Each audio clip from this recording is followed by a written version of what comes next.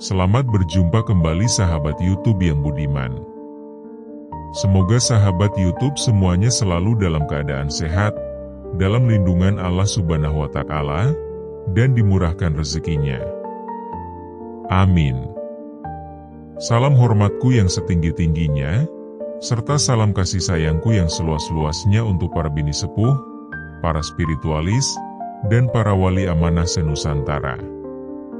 Sampurasun, dengan ridho Allah Subhanahu wa Ta'ala, mari kita lanjutkan kembali kisah sang terpilih dalam Napatilas perjalanannya. Kali ini, cerita berlanjut di Pelabuhan Ratu, Sukabumi. Menurut penuturan beliau, saat itu ia berkunjung menemui salah satu sesepuh di Pelabuhan Ratu. Beliau bertemu dengan Abah Deden, sang juru kunci Pelabuhan Ratu. Pertemuan itu berlangsung dengan penuh keakraban karena keduanya memang telah saling mengenal secara pribadi. Meski secara spiritual Abah Deden belum mengenal siapa sebenarnya sang terpilih. Pada saat itu, sang terpilih berada di rumah Abah Deden.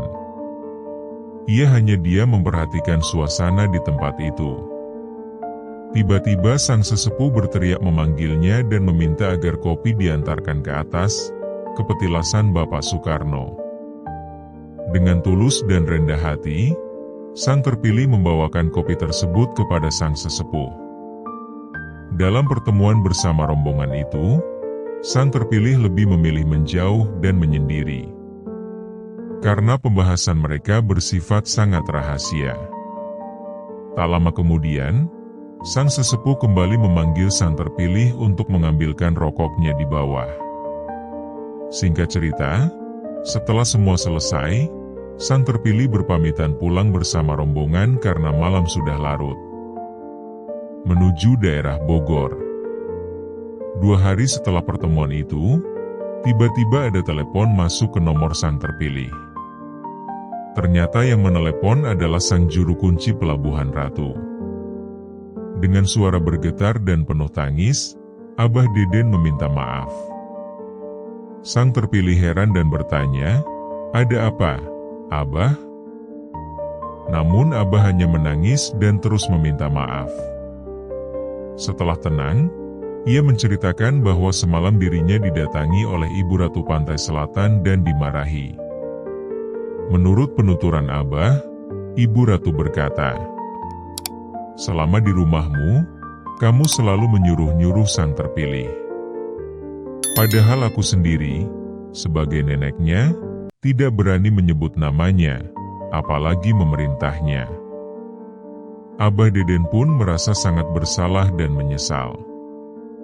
Ia juga menyampaikan pesan yang ia terima dalam mimpi atau wangsit, bahwa sang terpilih adalah orang yang bersembunyi dalam terang. Mendengar itu, sang terpilih hanya menjawab dengan rendah hati, "Wah Abah, saya tidak tahu semua itu, karena di luar jangkauan saya. Jangan diambil hati, Abah. Semua ini pasti ada hikmahnya." Sang juru kunci kemudian meminta izin untuk datang ke Bogor. Ingin bertemu langsung guna meminta maaf secara pribadi.